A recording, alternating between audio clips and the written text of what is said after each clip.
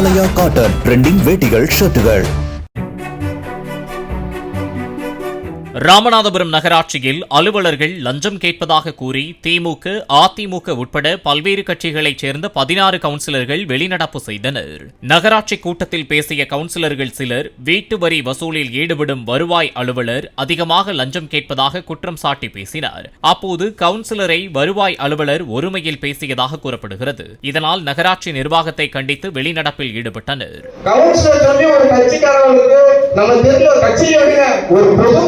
ஒரு வரி போட கூட நாங்க கவுன்சிலரா இருக்க முடியாது. நகர்மன்றத்துல எதுக்கு நாங்க கவுன்சிலர் சொல்லுங்க? 10,000 ரூபாய் ஆலை காட்டி வாங்கிட்டு இதே போட்டுருக்காரு. அது கவுன்சிலர் தெரியக்கூடாது இல்லைன்னா அதுதான் பண்ணிருக்காங்க. ஒரு கேவலத்தனமான நகராட்சி நிர்வாகம் நடந்துருக்க.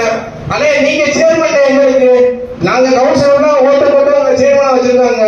நீங்க சொல்லியே இங்க நடக்கல, எம்எல்ஏ சொல்லியே இங்க நடக்கல. வாங்கிட்டு திப்பையில நாங்க எதுக்கு நகர்மன்ற உறுப்பினர்கள் ஏன் வாழ்க்கை மட்டும்தானே எல்லா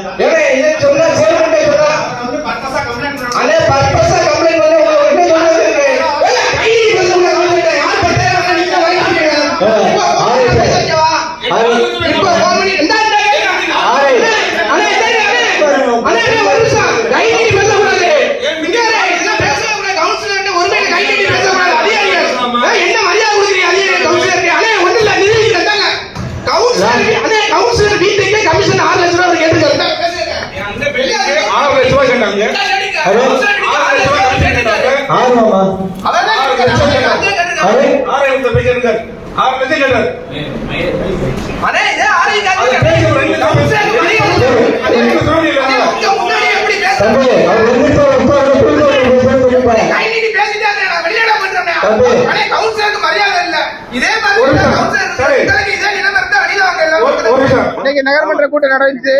இன்னைக்கு நகர்மன்ற கூட்டம் நடக்கும்போது இன்னைக்கு அவசர கூட்டம்னு ஒன்னையும் கொண்டு வர்றாங்க. இன்னைக்கு காலையில 10 மணிக்கு கூட்டம் தான். எதுக்கு இந்த அவசர கூட்டம் 11 மணிக்கு? ஏன் அடுத்த கூட்டம் நடக்கும் அதிலே வச்சுக்கிற வேண்டியதானே? ஒட்டுமொத்தமா எடுக்க நினைக்கிறாங்க என்னங்கிறது தெரியல. முழுமையா என்னன்னு கேட்டா நகராட்சி அதிகாரிகள் கவுன்சிலர் யாரையுமே மதிக்கிறது கிடையாது. மக்கள் பிரச்சனைகள் தீர்க்கப்படுறது கிடையாது. இதை தட்டி கேட்கறதுக்கு எங்களுக்கு மேல இருக்கிற சேர்மன்ட்ட நாங்க முறையிடுறோம். ஆனா முறையிடுற சேர்மன் ரூம்குள்ள போனோடனே ஆர்ஐ கார்த்திகேயன் உள்ள இருக்காப்ல, ஆர்ஐட்ட பேசிட்டு இருக்காப்ல, அப்புறம் வாங்க சொல்ற நிலைமையா இருக்கு. இங்க சேர்மன் ஆர்ஐ கார்த்திகேயனா அண்ணன் மக்கள் நகர்மன்ற உறுப்பினர் தேர்ந்தெடுக்கப்பட்ட அண்ணன் கார்மன் தெரியல எங்களுக்கு. முழுமையா இன்னைக்கு நான் சொல்றேன், வீட்டு வரி போடுறதுக்கு 88,000 ரூபாய் கமிஷன் கேட்கறாங்க. சட்டமன்ற உறுப்பினர் கூப்பிட்டு கண்டிச்சதுக்கு அப்புறம் 33,087 ரூபாய்க்கு வரி போட்டு தராங்க.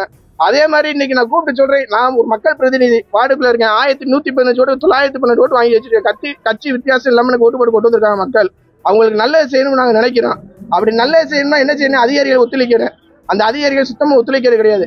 ஒரு வீட்டு வரி போடுறதுக்கு அண்ணனுக்கு சட்டமன்ற உறுப்பினருக்கு பூத்துல உட்காந்து வேலை பார்த்த பையன், அவனுக்கு வீட்டு வரி போடணும், வீடு கட்டியிருக்காங்க, கஷ்டப்பட்டு தகப்பன் இல்லாத பையன் கஷ்டப்பட்டு ஒரு வீடு கட்டியிருக்காங்க. அந்த வீட்டுக்கு 15,000 ரூபாய் கமிஷன் கேட்கறாங்க.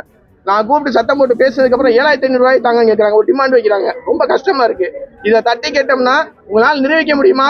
ஆய்வின் கையை நீட்டி பேசுறாரு ஒரு கவுன்சிலர், சட்டமன்ற உறுப்பினர். நாங்க ஆய்வின் கை நீட்டி பேசுற ஆர்ஐ கார்த்தி அவர்களுக்கு யார் இந்த உரிமையை கொடுத்தது? கவுன்சிலர் கேட்கத்தான் செய்வான். ராமநாதபுரத்துல டவுன்ல போய் நீங்க மைக் எடுத்து ஒவ்வொரு கடையா விசாரிங்க, எவ்வளவு லஞ்சம் வாங்குறாங்க என்ன ஏதுங்கிறது தெரியும். உங்களுக்கு நிரூபிக்க வர செய்யணுமா? நாங்க நிரூபிக்கிற அண்ணன் விட்டு 6 லட்சம் ரூபாய் கமிஷன் கேட்டு பக்கத்துல நிக்கிறாரு கவுன்சிலர். 6 லட்சம் பாருங்க.